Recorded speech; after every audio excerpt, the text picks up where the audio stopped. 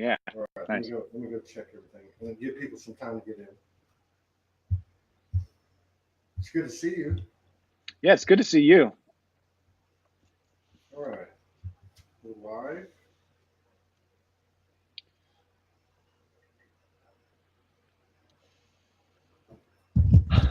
Can you hear me now? Oh, yeah, that's much clearer, much clearer. All right. Hang on a second. Hello, Kelly B. Sparkling. Let me share it to the network. Okay. Got 4 people in the house and counting 8. Let's just put it out there a little bit. I'm going to share it to one of my pages as well. Share to the group.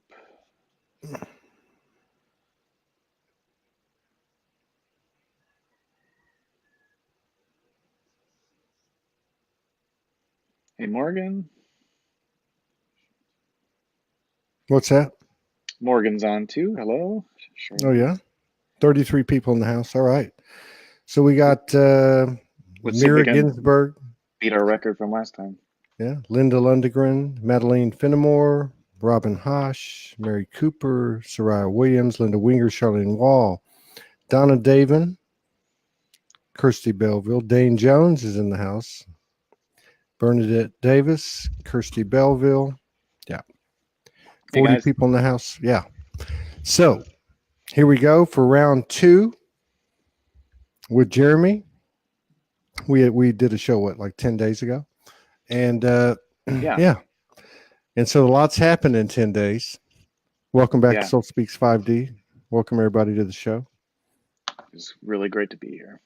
I love this platform. You're doing something great here. Well, it's not just me. It's Morgan and actually the energy of Soulogy that does it independently. Okay, the collective energy, right? The boss, yeah. Everybody's a part of it. Yeah, definitely. So, yeah, all right. Let's see. Claudia Derrick's on, Penny McLeod, Paul Castaneda, Sherry Whiting, Shirley Levendahl. I think Linda Winger. I said that already. Hey, hello, Linda. Michelle Weisenberger, Michelle Good, Catalina de Amor, Shaz Hargraves. Yeah. Thank you all. Liverpool, England. Thank you all for your continued love and support and contributions to keep this thing going. And thank you, Jeremy, for coming back. Lovely to be here. You're a brave soul. I just have to say this. So many people that come on to the show, we were talking about this today. We were asked to be on Susie Byler's show.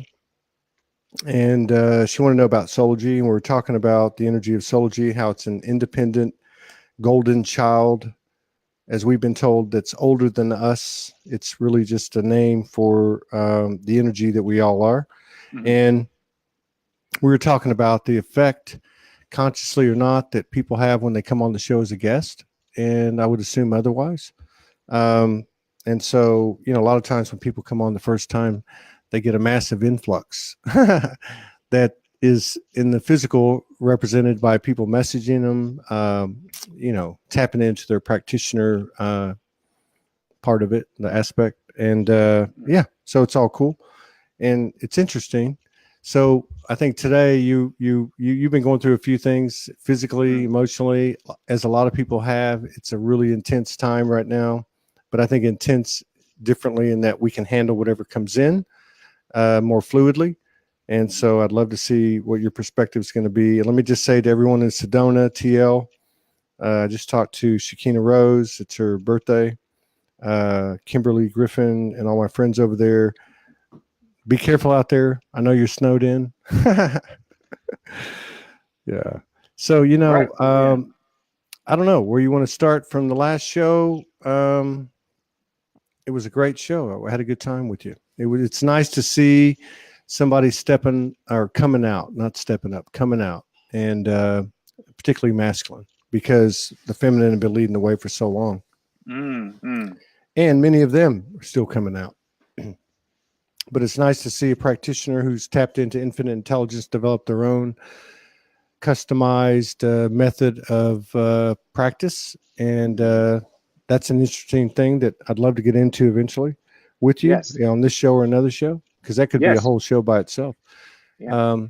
But so, and the thing is, we're all still human. We all are here. The human is the mission and the prize. And I love asking people like yourself, how do you handle the stuff when it comes down, be it physical, mental, emotional, or whatever? And how have you handled it over the last few days for yourself? I mean, the first thing that really on the top layer is the temporariness, is understanding the temporariness of all emotions, all sensations, and all experiences, and that even if in the mental layer things feel like they're going to last forever, that there is some understanding that that there is light, there is a light at the end of it, and that having that having that narrative, if it helps, having that hero's narrative, that there is, for me, the kind of the training, it's like a training ground, like we're here being trained, and that these high intensity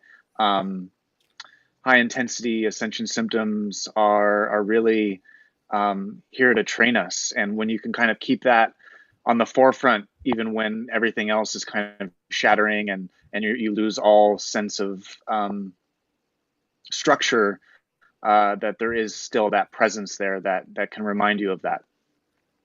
Yeah.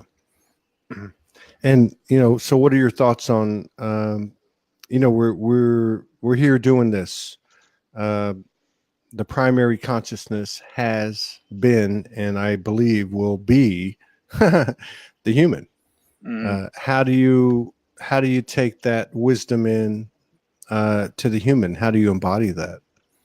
I mean, is that important? I mean, it seems to be very important for us to take whatever it is we're receiving and put it into these physical / non-physical bodies. Yeah. I think for me, as a big picture guy, I always look at it in terms of evolution, and kind of putting it into that uh, leveling up, that step up kind of idea, that the leveling up and the upgrading, like that really gives me that sense of like, at least relief during the really tough waves, is that um, evolutionarily, that there is a upgrades that have to happen, and that means that old software and hardware needs to be removed, for the new to be replaced, and that means old human structures as well.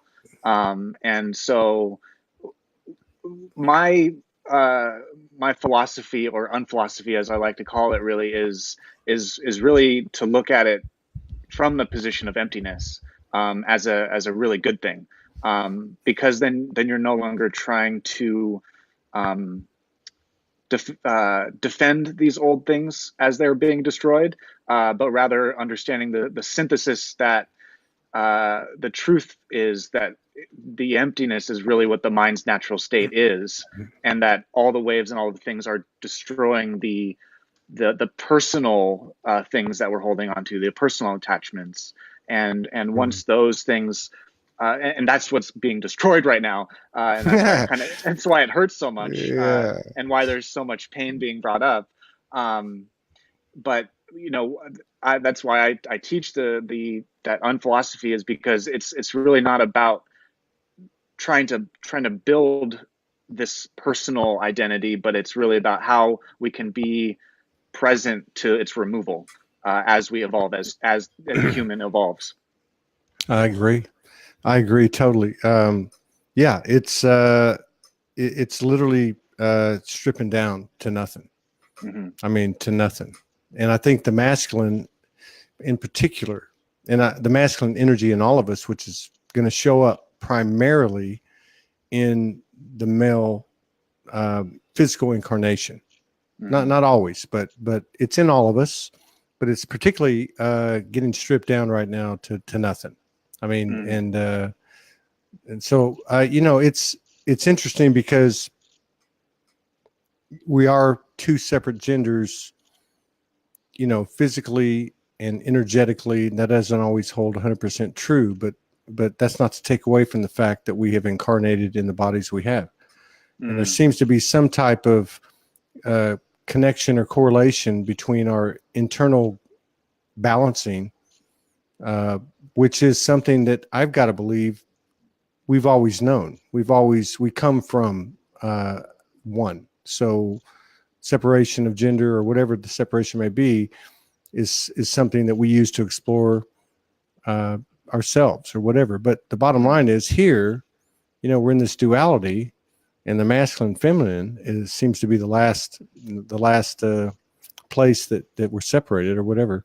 And we're bringing it into a physicality. So I see more and more men coming out like you, particularly since the first of the year. And I'd like to know, like, what is your perspective on the masculine rising? I think for me, at least in terms of what I've felt in terms of the people, the women that I've attracted into my field for the work that I do, it's kind of the detoxification of it is really the rising of it, and how do I look at this? It's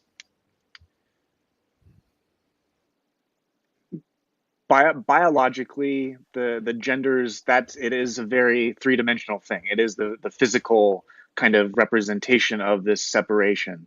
But I think you and a lot of the people watching will agree that, like, as we become aware of our multidimensionality, the ideas of this separative gender start to really fall away, and the ways in which either side has been suppressed or repressed or oppressed and toxified through a lot of the negativity, a lot of the skepticism, the cynicism, the pessimism, I say, like all of those distrust. Yeah. That's really what's healing and what's rising is trust. I think, like you just said it. Yeah. Is the belief in the oneness versus the separate view. Yeah. And I think it's interesting too, because if you look at the last few years, I can only go back to around 2013 when I started plugging in with a computer, and in the light worker circles, what we call the light worker empath circles, and whatever it was that served us up to a certain point. That's just evolution itself. I mean, what gets you to a certain point isn't always going to get you to another point. So that goes back to what you were talking about with attachment to labels or divine essences or modalities. I was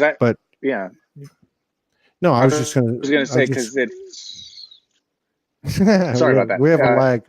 No. I was going to conclude with simply that at this point, it's like, no holds barred. Everything's gone. Everything's gone. Everything's fresh. Everything's new every single day. And it's like, what you think you knew, you didn't know nothing. And it's such a high level of epiphany and revelation that you get maybe even the day before. But the next day, it's like you're buck naked, you in the universe, right? Yeah. And the thing I was going to say is when we talk about like the masculine and feminine, I think what we're seeing really is like the transition, because I would say that those are remnants or the effects from the animal consciousness. As the animal consciousness evolved into human consciousness, and then the human consciousness is evolving into divinity consciousness. It's we're starting to go from that the reproductive survival of the fittest lens of being, to the joy, to the more divine kind of play, or as Dan says, the infinite game, right? Yeah. And so like, so you're right. And it's kind of tricky because, as everything in the ascension is, it's kind of tricky because when we start to talk about, and I've said the same thing you've said, which is particularly with the masculine, the feminine was not attached, but was connected to the higher chakras. And obviously being embodied, the lower chakras were involved, but women's intuition, that energy was just more connected. The animal seems to be more affiliated with the lower chakras, particularly in men.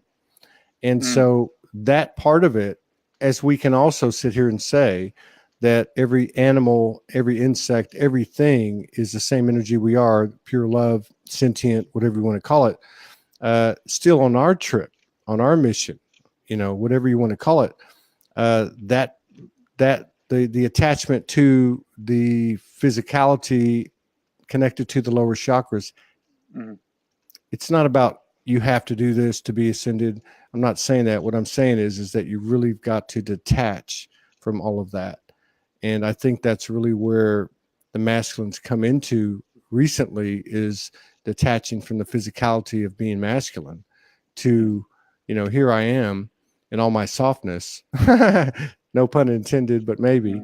And, I'm ready to give unconditional love, but more importantly, and I think, I'm ready to receive it in the state that I'm in, without any absolutes that I'm gonna throw on the universe that I've still got to hold on to this or I got to hold on to that.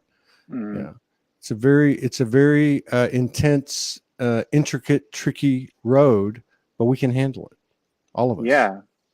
No, I think that's really well put. And the other thing that came up while you were saying that, is once we kind of get out of the that kind of monofixated survival base, reproduction mission oriented kind of approach, I think, at least for me, stepping into leadership or understanding what leadership means on this new level has been a big part of my visibility and exposure, and stepping out is asking the questions of what does that mean in this new paradigm, when we are all one. There's really no hierarchies anymore.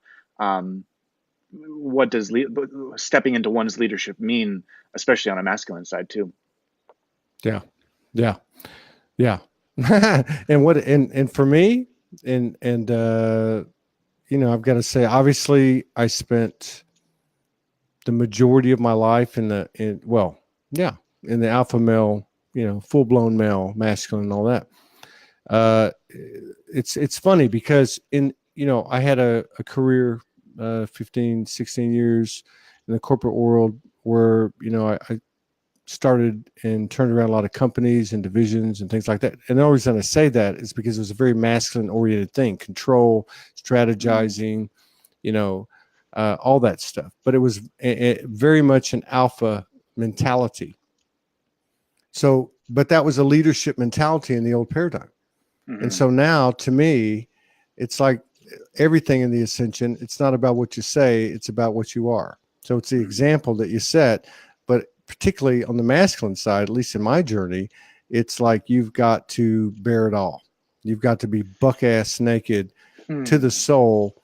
And that's not an easy thing to do, but that I've seen the power of those activations through maybe some things I've shared over the years, but also what I've seen other people share, not just the incarnations that are male, but also female. But I do think it's a big, big factor right now with the masculine energy, because we've all been, that impression has been put upon all of us and altered all of our existences. And that's what was out of order. Yeah. That's really well said. I think I definitely feel that the order is coming back, as you put. Yeah. And to be conscious of it, I think, in whatever particular role you're put in, right? I mean, I don't want to go back to your whole story. People can go look at the first interview, but your story was very much like a lot of people's stories. It just didn't match on the linear timeline because you woke up at a very young age, 20, 21 years old, and had an experience. But I think in particular, there is an accentuation on the genders. I mean, I know for 3+ years, the feminine, I mean, you could just see it on the news feed. The feminine had landed, the divine feminine had landed. She was spreading her wings and this and that. And then mid-year last year, you started to see the masculine rising, you know, no more ass whoopings. It was kind of like, hey, you need to take care of your shift, but it's evolved now to where the light at the end of the tunnel is so close that he can see, that energy can see energetically that he has some sacred wisdom to bring to the table, just like she has displayed and will continue to. Yeah. Yeah. I think, or not think, I feel like when you say that, it's a different way of being and of trusting, that is not, it's wisdom. It's not information based. It's spontaneous, and that's especially for what I feel like I've stepped into with my work, of really getting away from time based existence to presence based existence, to be completely spontaneous and to show up and trust that, what wants to come through will come through, and not necessarily trying to control, because I think that's the old masculine, is that that control, factor, but this new way of being, which is definitely scary, to be that naked, as you say, and to just be there and let things come. It definitely takes practice, but that's definitely where I feel, my surrender has really pushed me to the test, is in that, that way. Yeah. Yeah. And, yeah, exactly. I mean, it's like raw, so raw that, it's kind of like, we've all had dreams, when we were in dream state where we've been naked in public, right? You're naked in public and you're like, oh my God, I'm naked. But it's like being able to just stand in that. But going back to what I was talking about at the top of the show. So just so people understand, because a lot of people will look at someone like you and say, oh my God, he's got his shift together. He doesn't have any of the stuff that happens to me. He doesn't have the doubts and the fears and the discomforts and all that. What's your last week been like? Purging. It's definitely been, a lot. I think, a couple of days ago, it felt like I had a bowling ball in my stomach, in terms of just pain and stomach symptoms, coupled with, nausea, and just feeling really weak, and just needing to rest and sleep all the time. And then when I couldn't sleep just from the pain, yeah, that's been my couple of days, over the last week. Yeah, that it's been a purging. And then also in some physical symptoms, there's been like itching on my body that has been just kind of weird. But yeah, it all fits in with what we're talking about for sure. Now, And did yeah, you? it's definitely not all rainbows, just to put it that way. Right. Did you have? I mean, was there a process you went through to? I mean, like, in other words, did you even find it necessary to, speak to the energy of the discomfort or whatever it may have been to find out what it was, or was it just a process of respecting your body, honoring your body, resting when you needed to, and just letting it flow through you so it could filter out, basically? Yeah, I mean, it's a combination of that, a little bit of that. I think, especially for me, when I get wiped out, I go back to that skeptic, that we talked about in our first show, where I don't believe in any of this stuff, and I don't see it. It's like I become totally like that old self, and so really, there's no conversation with any higher thing, or um, and that totally gets shut off. My connection, my intuition, everything just gets like it just black. All the veil, everything is closed. Um, but yeah, I can get a sense of you know it's there's a lot of layers because on one layer you can look at it very physically, like was it bad food that I ate, was it all of that stuff, but then when you get deeper into it, is it uh, um, the emotional components and stresses and anxieties of life and all of that, but then you get into the spiritual component. And so for me it's more my intellect gets very fired up uh, on the disbelief side. So my mind gets very overactive with everything that it can't believe, but just all the possibilities. Um, and then heal and rest and stuff. Then my intuition starts to clear up, and the fog goes away, and I feel back to my optimal So, connection.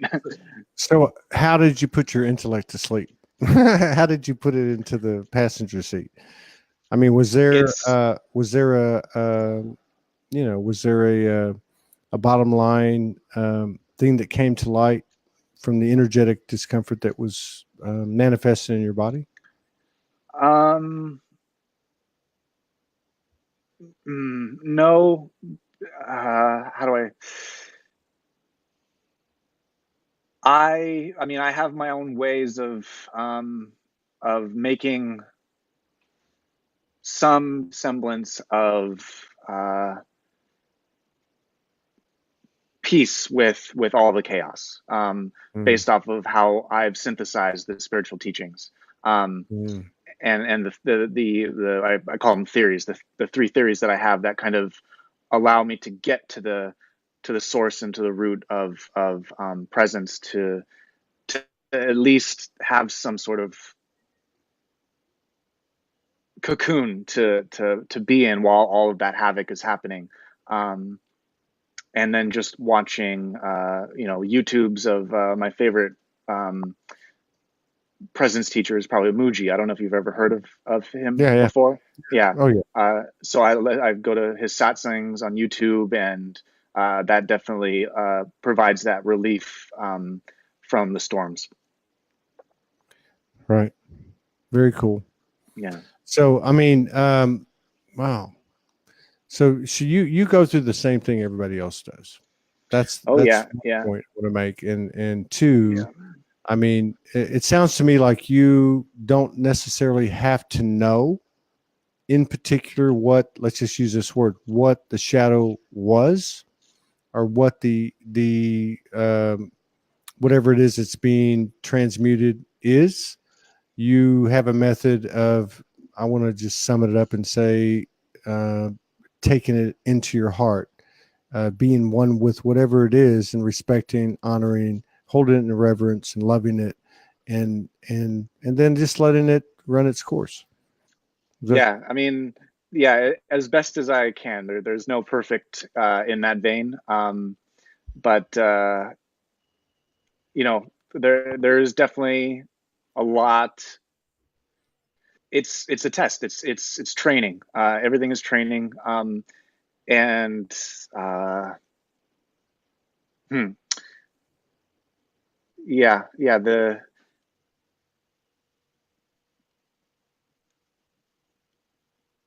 way that I get the perspective on it is I just look at it's like I'm a surfer, and for me to really ride the rocket fuel of the high waves when they come, and to like really ride those as high as possible, and you have to be willing to hit the bottom ones too. And as much as you can think you're invincible on those high waves, um, I think you always have to be humbled and Yeah. have everything torn away. And so there is gratitude, really, really deep.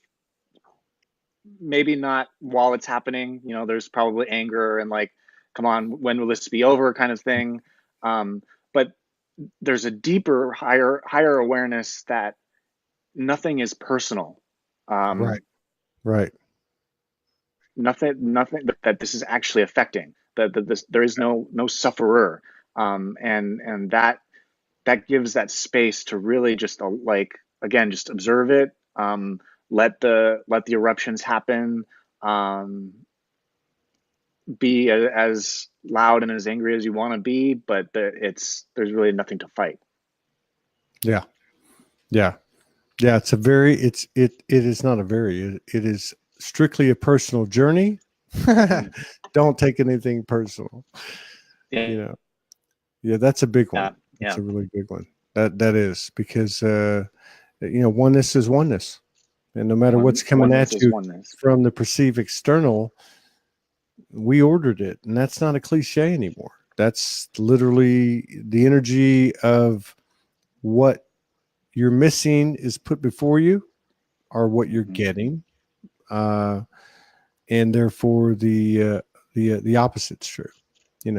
What you're missing is a doorway to what you can get and expand with, and I mean it's all playing right before us, and everything that we see every single moment that we're experiencing every day.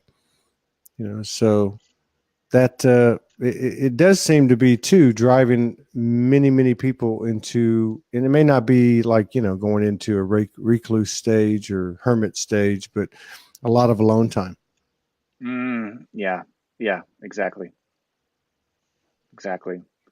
Yeah. And then the thing, again, I think all I could offer really is all of the different, because having a really sharp intellect, I can come up with all of these different perspectives, and I know while I'm in it, nothing really helps. But if it helps someone else to say that by seeing it both as an individual experience and as a collective experience, it gives you that kind of like maybe that greater sense of purpose, that when the tough waves hit, that you're feeling it for a collective, you're feeling it for the planet that's healing. And it's not just, no matter how much it kind of really paints the lonely individual is just happening to me kind of thing, when you see everyone on Facebook groups and YouTubes being like, I'm feeling these symptoms too, it's like, okay, yeah, there's something greater going on here, that I'm a part of, and I'm doing my part by allowing this and by being with it. Yeah. And I think that's another thing it's important to remember too. Like you said, it's not just happening to you. You're not isolated in that manner. And also, we came from a wounded healer paradigm, really, where many of us were healing ourselves to a degree by putting out our healing frequencies, whatever method that would be. But there was still a part of us that would spend more time focusing on others and not enough on ourselves, and missing that part of it. Now, that seems to be shifting, right? I mean, that going to what you're saying, that seems to be shifting. Because to complete that, I mean, when we elevate ourselves, we're elevating the collective. So on one hand, we're doing it for the collective, but we're always doing it for ourselves. That's what I'm trying to say. So we don't have to just say, oh my God, I'm not the only one going through this. I'm not saying you were saying that. I'm saying that fulfilling what you're saying, and really what you were saying, is that when we do the work on ourselves and we take that time alone in solitude and so on, we're actually serving the collective. Yes. Yeah. And the collective is one with us. Absolutely. Wow, man, this has been an intense 10 days. It really has been. I think it's been about 10 days since we talked, maybe 2 weeks. Yeah.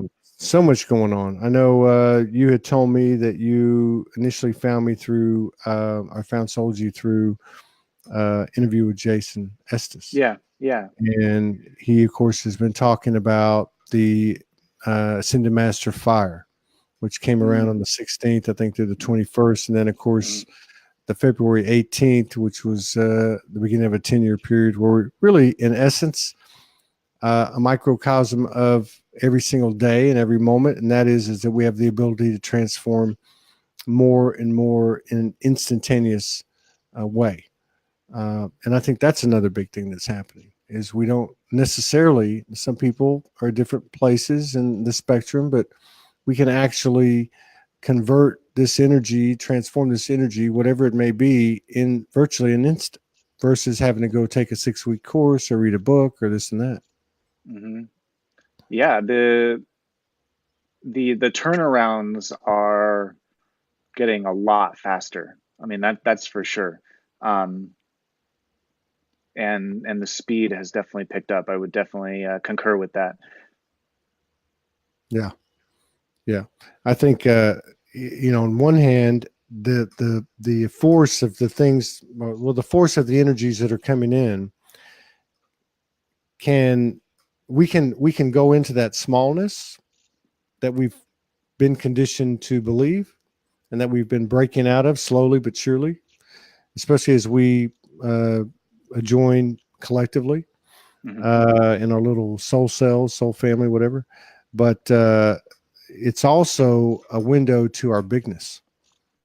The fact that this fairy tale is really not a fairy tale, that this is really exploding and happening, and we're miracles. We're walking miracles. We're down here doing the work, man. We're like the Marines of the universe. We're the grunts of the universe. We're down here doing the work in the physical, and wow, that's huge. Yeah, yeah. I mean, we're creating heaven on earth, like literally day by day here. We've got a few good comments here. We got more than a few. Oh yeah, I love questions too. Let's see here. Sasha Grace, the power of choice is our superpower in this ascension. So Morgan will say a lot of the times it'll whatever that loop is will show up over and over again until you make a different choice. It just seems too, is the more we go into this thing, the less complex the resolution is, the more simple it is.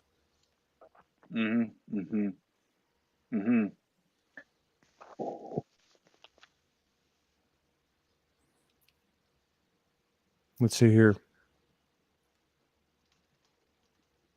Release the anchors that bind you to the matrix. Be free. Sovereignty is a big deal. Sovereignty is front and center. Yeah, and I think the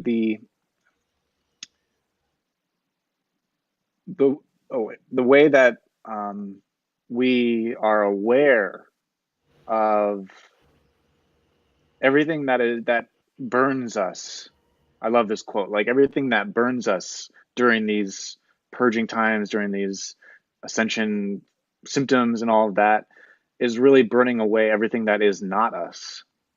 Yeah. And that's what is actually training and teaching us about what sovereignty actually is it's not freedom of a person. Like that's not what sovereignty is. It's freedom from not being a person. And that really it's clearing that up, because every illusion that you still hold on to that is your beliefs that you're an individual person in reality, those are what are going to be set on fire, because that's not actually what sovereignty means. Yeah. Yeah, it's weird too. It's that same incredible paradoxical teaching of the universe. So everything that you're not, Jeremy, I'm not Todd. And the more you let go of it, the more you become it, which is like totally trippy, right? So it's like ripping off the mentality or belief system that you're a human being, and then you rip it all off, and you're like sitting there with nothing, and then it's a parallel of the birthing of a divine human being, which is exciting, very exciting. Yes, it is. Yes, it is. Yeah, it's can you be okay being zero after you've been the one for so long? Yeah. And Yeah. I hit that level on the 17th of February. Mm, Well, I don't want to say if it's that level, but I hit this level, which, you know, on one hand was a masculine thing, but on the other hand was a soul thing. tell And me it more. was, What happened? well, it was the evening of February 17th. And I just said, I've had enough. I said those words, I've had enough. I'm not going to do this anymore. You know, I'm not going to uh, judge myself on my masculinity or my multidimensionality or my divinity or my worthiness based on whatever, you know, Mm, whatever it is, because it really doesn't matter the particulars. Um, but I just did. I just energetically said, I'm done. And I think a lot of us have experienced when we make an energetic decision, it doesn't always occur, of course, immediately on the timeline. But when we make an energetic decision that we're done or that we're this or we're not that or whatever the case may be, that is got to be the closest thing to a demonstration of our real power because it does materialize. hmm hmm Yeah. Yeah, and I like where decisions, uh, and I learned this from my good buddy Ian Gray, where decisions become declarations. Yeah. It brings Yes. it brings a whole new level of creator power with it, when a decision becomes a declaration, because it is it is something that really moves a lot of energy, versus a decision can still come from that personal Mhm. place, Yeah. from that like smaller self aspect of yourself, whereas the declaration kind of comes from more Yeah. of that higher awareness. Yeah. Yeah. That's a great point. And, you know, because if you look at law of attraction, I'm not throwing rocks at anybody, but if you look at Mm, the secret law of attraction, try not to let my sarcastic tonality come through. mm, But, you know, and we know this now. If you haven't done the inner work, if you haven't dealt with the shadows, if you're not willing to do that, it's not enough just to make these declarations. What your friend is saying is very accurate because you're making a decision. The decision is the declaration, right? mm, And it does clear the space for that abundance that the secret teaches, or the secret is the objective of it is. So, I mean, yeah, I love that because, yeah, you make a decision. I'll no longer, and we've all done it. mm. I'm not going to deal with this job anymore. I'm not going to deal with this relationship anymore. And you're doing it for yourself. You're honoring yourself, the universe, and obviously the external is going to match you on that. Yes, affirmative. Morgan has a comment here. The masculine is currently feeling in his physical being. For Mm, some reason, the masculine is front and center right now. What are your thoughts on mm. that? I mean, after the last couple of days, I would definitely concur with that. Hmm.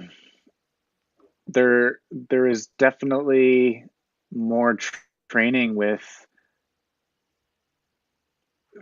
feeling both of those sides, where when that link to that intuition and that knowing is kind of fogged away, um, to be that, to to be okay with that, and to still trust.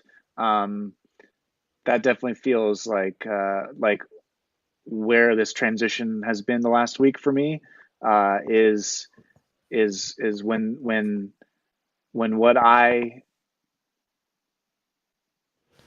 really feel like I'm at my best, and when I'm at my clearest vision, like I love being there. I love being at that high frequency. But when you have to go back to those low frequencies to face things again, or to face the shadows that need to come up, and all of that, where it darkens up that link, can you still have that trust that it's Mm, there? yeah. When you're purely brought down to the physical, uh, 3D, and you're no longer kind of, what is 5D? What, like, Mm. it doesn't mean anything to me. Um, That's you great. know, Yeah. Yeah. Can you still have that faith? I guess it's that Yeah. training for faith. And maybe it's maybe if we look at the thing energetically, we all know the masculine was falsely empowered, so there was the imbalance with the masculine having the dominance or the majority Hmm. of the power or whatever. It's almost like if we look at ourselves at the micro masculine feminine within inside of us, that Hmm. maybe this energy that's occurring right now is the masculine being left out there to take care of its stuff while the feminine part of us holds space. And that's where that trust thing is. So it's both a combination of, how am I going to learn to trust this feminine? Uh, it's not going to do it for me. So the masculine side has to go out and take care of its business, and that trust follows because of an expanded awareness. I don't know. I just feel like that the collectively, whether it shows up in physical incarnations appropriated to gender or not, that the masculine has had to come up, and like everything in the universe, no different than, I'm not going to get into theories or anything like that, but no different than how the ETs our star families are in the skies. They've been there with millions of ships. They can't come in and do anything for us because it's a universal law that no one or nothing can do it for you. You've got to do it for yourself. So maybe the Yeah. masculine energy is playing out now, and that trust is going to come as it executes and steps into its own power. Yeah. What is that in Star Trek? The Prime Directive? I don't know. I never watched it. Yeah. Never watched it. Yeah. Yeah. Where you I mean, I did in can't the interfere. 60s. Yeah. I did in the Can't. 60s in the early version. Yeah. Yeah. No. I think I saw a question on the comments here about the brain and heart connection. Where was it? I think Linda said it. Linda Um, Winger. Yeah. and I think when we talk about the masculine traits or the masculine rising, masculine healing, um, the reason why it's been so out of balance is because the masculine really does rely heavily on mind, uh, in terms of control, like you said, control, um, because that was the way that the structures were created, was the Mm-hmm. thinking, was the mind, Mm-hmm. was the logic, was all of that, like left brain, um, like rigidity, um, and as these things start to dismantle, uh, the masculine is having to find new ways to really trust and align with more universal grounding, like Yeah. the Yeah. that grounding, and then all, Yeah. as well as the the fifth dimensional structures that are not necessarily built with time, with time and linearity, uh, Yeah. but what more with, like, as I say, imagination technology, um, Yeah. which is definitely a shift in paradigm for sure. Yeah. Yeah. Yeah. Because, there is a genius. Let's just say it. The masculine energy has sacred wisdom, just as the feminine has sacred wisdom and has displayed for quite a while. Um, in order to get to that sacred wisdom, it has to get through the BS. But there's a genius to the masculine's energetic role throughout, even if we look at the last 5,000 to 6,000 years, whatever structures were built, civilizations built, and strategic things happened, and this and that. It just got disconnected. And I think Sasha Grace just said it here: mind without heart. Hmm. Doesn't mean Hmm. that the masculine energy was heartless. It just means that it got programmed in a different degree. I still believe that the masculine energy was more asleep than the feminine energy. Otherwise, there would have been uh, male intuition and not just female intuition. But Yeah. so there's a genius in it. It just got off track, and I And think that's it's all because of survival. yeah, It's genius for the survival, yeah, because the mind the mind is the mind is the heart of the previous and next moment. yeah. Yeah. And when you could understand that in the linearity context, that it's all on one track, that the mind is just the heart of the next moment or the previous, whatever you want to look at it. And that was the genius, because that allowed the heart to go into the future and create a line of survival that allowed the species to thrive or survive. Yeah. In its imperfection. Yeah, of course. Yeah. I find it interesting, mildly not distracting, but mildly concerning. I see these posts in these light worker circles about, we've got to save Mother Earth. And I love Mother Earth. Don't get me wrong. We've got to do this. This is spinning out of control. This is getting to the point where, this and that, and you got to do. And I'm sitting here looking at it going, wait a minute, isn't it all really regulated to what we do for ourselves? At the end of the day, isn't that it? I mean, if that's the case, let's own that. It's like, why is this other stuff even being talked about? Why are we waiting on QAnon? Why are we waiting on Trump? Why are we waiting on a financial reset? Why are we waiting on spaceships to come out of the sky and take us to the new Earth? Or why are we waiting for a religious icon to come down on a chariot blowing smoke rings out of his ass or her ass? Whatever. We are that. Let's be it. When you understand the mechanics of vision, there is no such thing as waiting. Yeah. Because right. When you are connected to the vision, it's happening right now. So there really is no such thing as waiting, because that's all time. That's all the information technology. That's all time. Yeah, that's right. Yeah. Time is the same type of constraint that the programming of being a man or being a woman or what role we play or what label we carry or whatever. We got to do this because why? Why you got to do anything? You got to do nothing. We really don't. You're either a divine, eternal human being, human hybrid being, or you're not. Even if we're all full of crap and we're all going to be worm dirt, I think I'm going to apply my energy to the infinite possibilities, because how do we know that the very thought that we bear isn't the difference? How do we know that? We might have come into a world where we're going to have a finite existence, and it's our first time, regardless of whatever memories we've received as far as past lives, parallels, future. Maybe the plan was, or the design was, we're just going to have a finite life. But what if the thoughts of creation that run in our head, the true thoughts of intuitiveness, telepathy, infinite intelligence, Akashic, whatever, what if that's not the difference, that we actually extend our lives or convert it to a permanent existence or whatever, just by the basis of our belief system? Who knows? Yeah. But I'm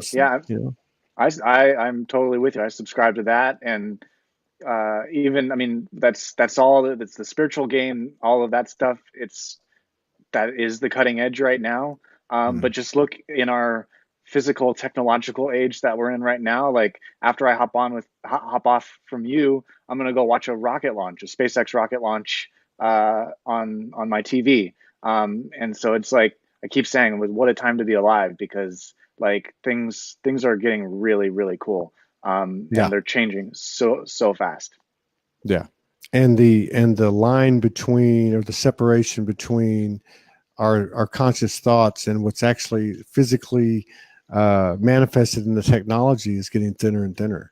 So, that's powerful. Maureen Moss, our good friend, she says, we build new Earth via the substance of our consciousness and the depth of our hearts. And that's what I was referring to earlier, is that as time goes on, the complexities are being taken out, and it's a beautiful simplicity, a beautiful infinite simplicity. It's really cutting your eye. All this, postulating and theorizing and hypothecating, all this stuff is dropping. It's a very simple thing. And like she said, the substance of our consciousness, the depth of our hearts. That's it. That's it. Everything gets mirror replicated to you in the mirror of our external existence based on the work that we do. So let's work on ourselves, which is Yeah. what you do, which is what your practice is, right? Yeah. Yeah. Exactly. Exactly. Yeah. Yeah. So again, let us know now, where can people find you? Where can they They can. find you? I'm looking for connections, so I would love to just connect and have conversations with people. Um, my website's currently kind of being rebuilt right now, so they can go, but it's not done yet. Um, JeremyLasman.com. But yeah, I'm looking to build relationships and connections and collaborations, and yeah, so they can connect with me on Facebook here. Um, I do have a question for you if you're open to it. Always. Yeah. Um, what do you feel is needed right now in terms of like I'm looking to create, like I'm always looking to create new things and collaborations um and building. I love building things. Um and I'm wondering, what do you feel is missing from the 5D space of support or acceleration or anything around that area that is missing, that I'm just curious to hear from your perspective. That's a good question. People say that to me sometimes. They're like, "That's a good question." That's a Mm, good question. I think I have a little perspective on it. I can only speak from my own experience. So if I look at Soulogy, you know, uh, so many times I've brought people in, started to build, blow it up, and start over. mm, And so I picked up on early on. It took me a while to apply it. Was no control, no 3D. Which, if you say no 3D, that takes out everything. There's nothing mm, left, right? But some just little flashes in your life of what has been magic, first love, or this, or your child's born, or these moments where you capture this incredible energy that is that free energy of the universe that Tesla talks about. So for me, I think it's a first and foremost, you're going to serve the universe by um, taking care of your business, taking care of number one, to thine own self be true. Shadow work, inner work, whatever the case is, that's not really I got that done. That's more of a constant communion, or a constant lifestyle. mhm, From there, we all want to serve. We all want to expand our love in one way or another. And that's always been inherent in all of us. I believe that. Uh, so we might carry an idea, like I have an idea, if we're going to use me as an example. I have an idea uh, that's come to me through whatever, doesn't matter, the you, me, we, and it, that says Soulogy is a multiple channel app based network for the voices of everyone, um, that expands more and more every day in its non-physicality and its physicality by increasing the number of channels, adding additional frequencies to an ever expanding vibration, which is the energy that we all carry. So to carry that, to hold in my heart divine love for myself, for my partner, for my relationship, for my service to Soulogy, whatever my role is as I understand it. And by virtue of that, whatever I need, if we're going to personalize it, comes to me, as opposed to me chasing it down, framing it up, controlling it, strategizing this, or yeah. And the mm, last thing I would say on that is, because I try to keep things simple, is whatever we've done before, as I understand it in my own universe, uh, isn't going to serve us in the 5D plus. So whatever it is, whether it's traditional jobs, traditional relationships, traditional roles, traditional have tos, uh, we don't not only have to step out of the box, we have to step totally totally out of the box and create a new infinite, wallless box. And that's really where we're at. And I think that's a big pill for the human psyche to swallow. But I would just sum it up by saying, staying in alignment with divine love by whatever is put before you, be it a relationship, a job, a passion, an art, a practice, whatever. And first and foremost, working on yourself. And then the third thing is allowing those ideas to come in and formulate in your thoughts, in your mind, which is not the physical mind, and it'll come to you. I know that sounds crazy, but that's what I'm experiencing. And I'm coming from the less than easy road, which is the hard-headed road, right? The skeptics road, like you know. Yes, exactly. No, I appreciate the sharing. I love that. Yeah, that was cool. That was a good twist. I'll dig that. Gotta give you a keep me on my toes like Morgan. Morgan does. Yeah. We got another show in 28 minutes with Jen Giordino. And I'll be glad to do another show with you. I think it's a great energy. Thank you for sharing space with us and honor us with your presence. I'd love to collaborate with you again. And we'll just to getting back to your question, it's almost like you make it up as you go.